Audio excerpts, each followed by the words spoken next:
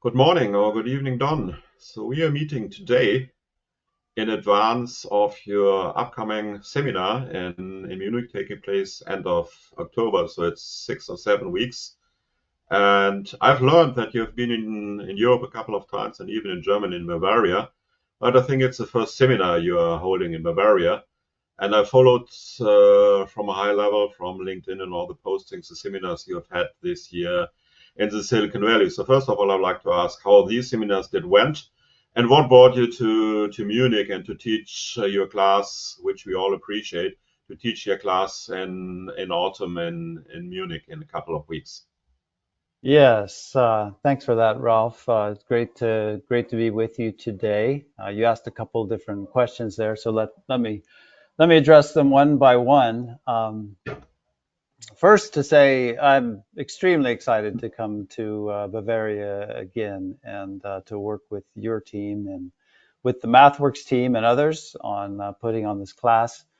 I think it was 1997 I first came as a DesignCon speaker, and have come many times. But as you stated, yes, this is the first time I'm bringing my own class. So I'm very excited. I took a goal early this year to make my book more available globally, and so this is in fitting with that theme. I want to come see attendees from all over Europe. I mean, generally, when I teach in the U.S., more than 90% of the students all fly in. So I think Okay. Munich is a great central location to hold the class, and I'm really looking forward to joining you there. So great. Thank you for that. As far as I understood, so of course I went through the agenda of the class and the syllabus. And I have your book already, I think, more than a year. And I read it. What not all people probably do. So that's the benefit of books. Some people believe it's okay just to buy it. No, I really like it. So speaking on the seminar, as far as I understood, it is mainly focused on, we call it SerDes, you call it SerDes. So the pronunciation is a little bit different here in Europe or in Germany or in Bavaria, whatever you like, and in the US. So this is, from my understanding, the main topic of the class. Here in Europe, very often I see it's mainly PCI Express, and we have some dedicated SerDes technology now entering in our customer base. We have special dedicated links like for automotive, mainly based on LVDS. So what is your experience and what is your motivation to have this to be the main topic of the class, from my understanding? Yeah, great question. Thank you, Ralph. Well, really, since the year 2000, one by one, every high-speed interface has gone to serial. In the US, we would maybe say serial links. You're saying SerDes. SerDes is the technology on both ends of the serial link. And that is just picking up on a major trend. I mean, there's so much silicon available.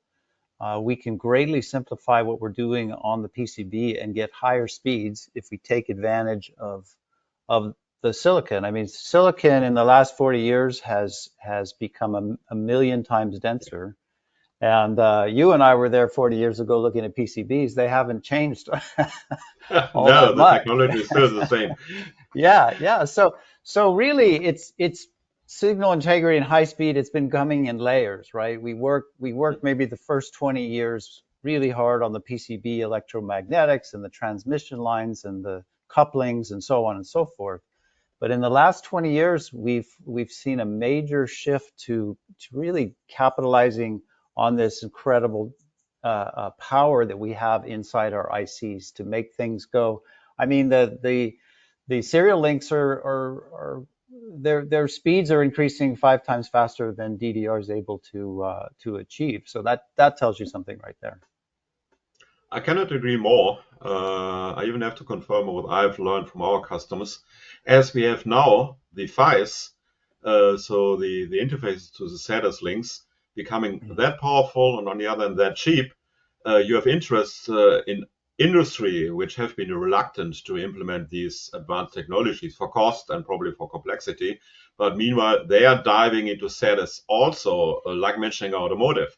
you can buy such a file for probably not the most advanced SerDes link for 10 to 20 bucks. So it is quite impressive, I have to say. So I fully agree on that. Another thing I recognize in the syllabus, and I'm not teaching Significantly as long as you do, but I'm at Significantly already quite a while also. So I think we met the first time more than 30 years ago on an IBIS meeting. So you mentioned Stubs and the impact of the routing obstacles, and this is a little bit more our playground in Zuken on the link performance. So how will you cover this in the class? And what is your recommendation for, on the one hand, us, because I'm working for an EDA vendor, and how to improve probably the PCB tools and the routing? And what is your recommendations for the electric engineers, what they have to cope with? Yeah, great question. And of course, everyone's very interested in the PCB side of this whole challenge, and Zuken obviously is very strong with technologies there. You know, the big things people are thinking about, you mentioned Stubs, I'll get to that in a second. But the big thing the two things that I categorize everything we're solving into, number one is loss, and number two is discontinuities. Okay, we might say a stub is a special case of a discontinuity. Loss is there. I mean, and as we go faster and faster and faster, we're starting to deal with it in new ways. But we've improved our materials in the PCB, as you know, 10x. Cables give us another 10x less loss, and loss has a fairly predictable linear, you know, summation kind of a phenomenon that we're dealing with, right? So the chips and the boards are doing a very good job at loss. Of course, it has to be budgeted, it has to be managed, but that's going pretty well. Where the problems are happening is the discontinuities, and I found. Oh, by the way, I'm switching from 20 years of doing design work consulting and now starting to write and teach. So I'm coming from a base of hundreds of designs all over the globe.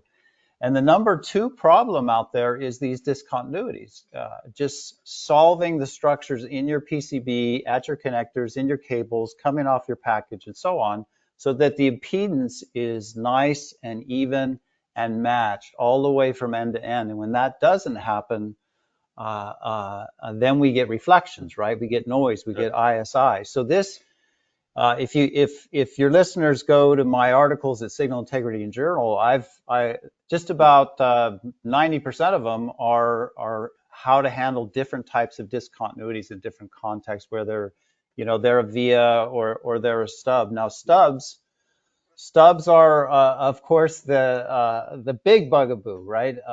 They can actually tune your signal at the quarter wavelength. They can tune it so it's gone, completely disappeared. Okay. They could put the board over the edge, and I 100% agree. Yes. So I got the impression that meanwhile, as technology is that advanced, the people are focused on I diagrams and the skew parameters they have to meet in DDR4 or DDR5, that they very often, at least from the discussions I have from time to time, we don't have to tackle things like impedance or ignoring stuff. So you've told this a couple of years ago, so probably this is not that important anymore, but this is the foundation. So if you mess up with the foundation, your house will crack sooner or later. So it belongs, it seems to be basic, but it gets more important as mistakes you may make there will put the board over the edge. So 100% agree, and I'm eager to listen, to dive into that during your seminar. As we met the first time during a standardization meeting a couple of years ago, that was IBIS. In the agenda, I found the topic standardization bodies, and I do follow a little bit PCI Express.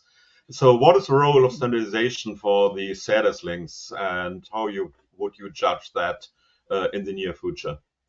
There's some really interesting things to talk about there. That's a great question, because the standardization, Of course, that enables the plug and play, right? But the standards bodies are different collectives, different communities, different ecosystems, solving different problems, be it disk drives or Ethernet or I/O or things like that. So we wind up with a lot of standards. But the important thing for your listeners here, and I don't want to come back to this again too, is that at the PHY SerDes electrical level, they all come down to doing the exact same thing. Okay, so this is why, and maybe we'll talk about what Gen 2 signal integrity is. This is why we have a much more solvable problem these days. A much more well-characterized, much more constrained problem to solve. So that's one side. I mean, at the lowest layer of the standards, you have the electrical level, right? But the one by one, like I said, they've been moving serial. I assume, and I predict in my book, memory will get there as well someday, right? It's 25 times less signals, so it just makes sense. It's simpler to implement. It's faster. It's much less signals. So someday it will get there. What is the role of the standardization bodies? So JEDEC is having, in quotes, the ownership of the DDR stuff. Who's driving the SerDes technology? Is it PCI or what kind of groups are driving that?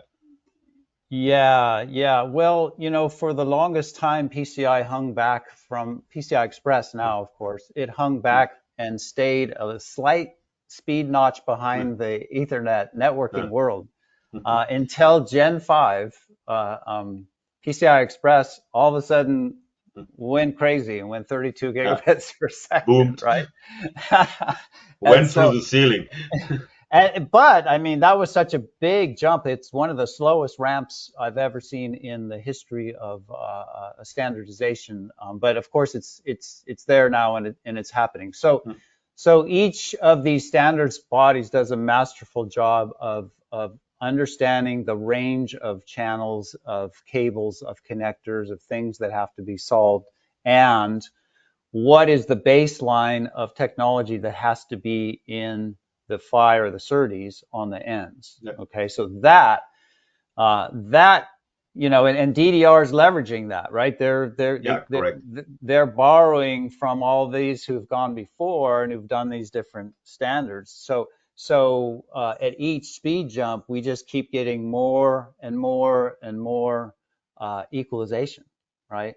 I mean, we're up to over a dozen taps in our DFE now, at the higher speeds. So, but again, now we're back.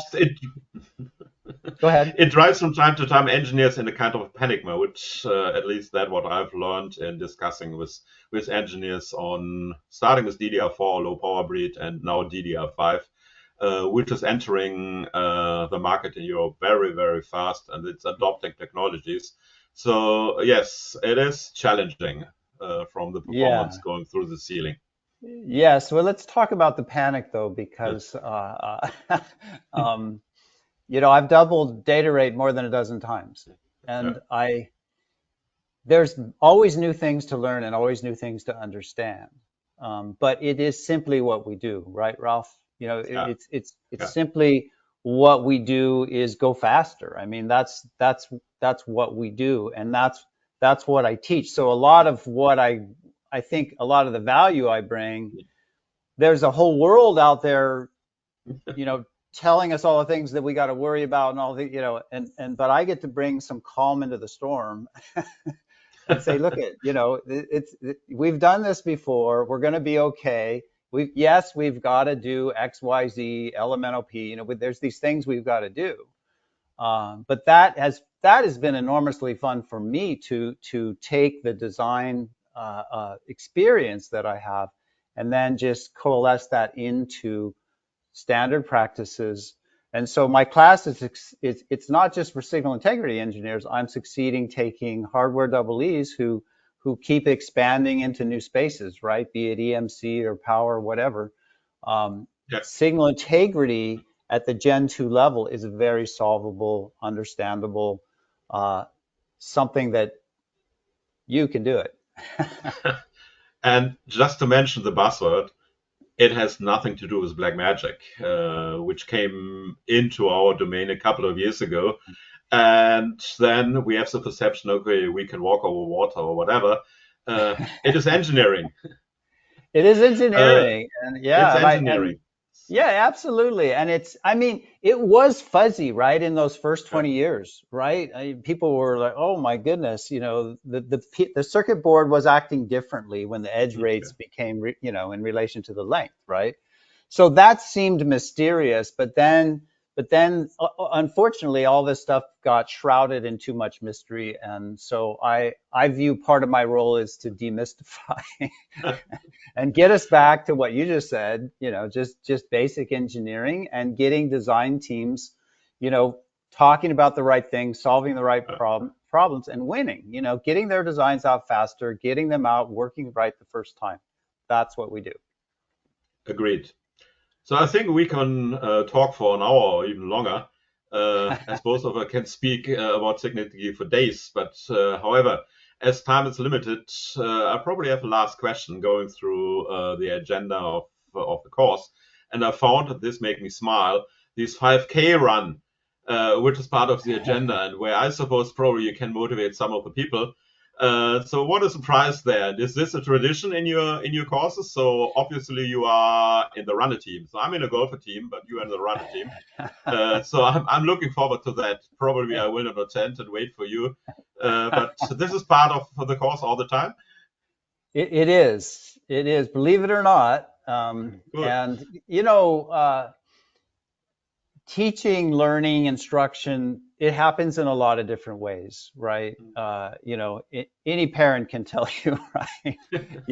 I have to reach my children in different ways. Well, as I come out, and of course I do classroom, of course we do hands-on, we try things in the seminar, in the workshop, right? But we take meals together, Ralph. We go out on the running trail, and there's a unique, different kind of conversation that happens in every one of those settings, right? And I think that helps bring just the whole rainbow of communication, if you will, because there really is one conversation in the restaurant. There's another one out on the running course, and not everyone comes and not everyone has to come. Maybe 25%, I would say, normally come. But I've got past alumni, and they're out doing triathlons now. They're out climbing mountains, So part of it too was I sat at a desk too long, and I said, I finally got up and started moving, and it fixed every health problem I had. Great. So that's what we do. I'm looking forward to that. Cool. Great. Yes. Wonderful. Yes. Sorry, long answer. So no problem. So I'm really excited in meeting you in Munich in a couple of weeks' time, and probably not participating in the run, but let's wait and see. But then after that, having a beer or two together, I'm looking forward to the course, and it's really a pleasure to meet you in Munich very soon. And it was a great pleasure to talk to you today. So thank you for your time. Yes. And yes. we see Thank you, Ralph. in a couple of weeks. Thank you. Yes, and I hope your listeners take advantage. I mean, Munich, Bavaria is such a beautiful place. I hope they take advantage of the proximity and come join us. Okay. Right there, right next to the Munich airport. All right, we'll see you there. Okay. Thanks again. Thank Ralph. you. Have a great time and see you soon. Yep. Bye. Yep. Bye-bye.